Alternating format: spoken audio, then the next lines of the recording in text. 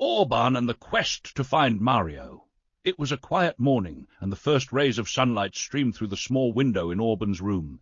He sat on his bed, staring at the crawlspace door that led to a magical world, Mario Land. Today, Orban had a special plan. He wanted to find Mario, the plumber he had heard so much about. Who was this Mario? What was his life like? These questions filled Orban's mind, and he was determined to find out.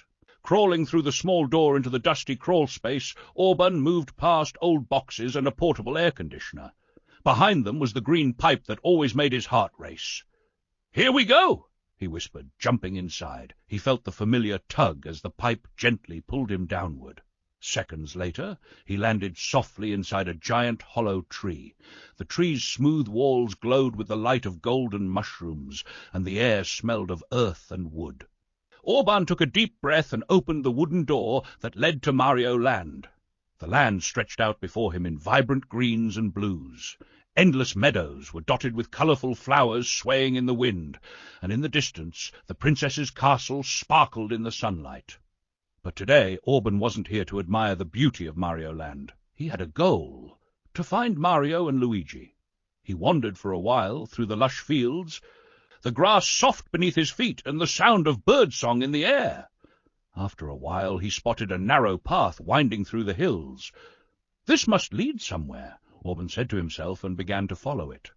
As he walked, he noticed the little details that made Mario Land so unique. Glowing insects flitted about, leaves floated mysteriously through the air, and the trees seemed to shift slightly, as if alive. The longer Orban followed the path, the more curious he became. Suddenly a rustling noise came from the tall grass beside him. Orban stopped, his heart pounding. From the bushes emerged a small mushroom-like creature with bright yellow spots on its cap. The little being was no taller than Orban's knee and carried a tiny bag slung over its shoulder. It looked at Orban with wide, curious eyes. "Who are you?" the creature asked in a cautious but friendly voice. Orban smiled. "I'm Orban. I come from somewhere else. I'm looking for Mario and Luigi. Do you know where they live?" The mushroom, who introduced himself as Gelbert, thought for a moment. "Mario and Luigi! Oh, the plumbers! They live in a small village not far from here. I can show you the way if you'd like." Orban nodded eagerly. "That would be great, thank you." The two of them continued down the path together. Gelbert explained that Mario and Luigi were well known in the village for their plumbing work and their simple, hard-working lives. "They're not always at home, though," Gelbert warned. "Sometimes they're out helping people fix things." The path eventually led them into a dense forest where the trees towered so high that their tops seemed to touch the sky. They chatted as they walked, telling Orban about the village, its festivals, and the gardens Mario and Luigi tended at their house. Orban listened closely, imagining what the brothers' lives might be like. After a while, the forest cleared, and a small village appeared before them.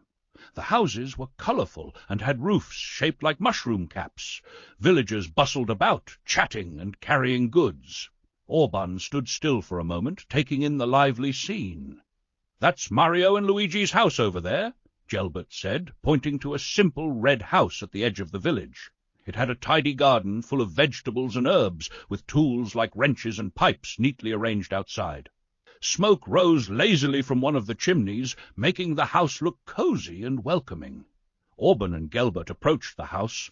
Orban felt a mix of excitement and nervousness as he stood before the door. He raised his hand to knock, but hesitated. The house was quiet. There were no sounds of people inside. "Maybe they're not home," Orban whispered.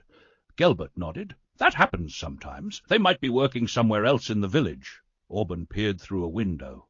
Inside, he saw a small table with tools and a map of the village.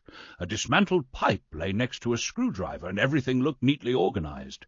The room felt lived in, a place where work and home life blended seamlessly. Gelbert pointed to the garden. "Mario loves growing tomatoes, and Luigi takes care of the herbs. They spend a lot of time out here when they're not busy working." Orban walked around the house, taking in every detail. Even though he hadn't met Mario and Luigi, he felt a connection to them through their home. It was clear they were ordinary people with simple lives, but their work and presence left a big impact on those around them.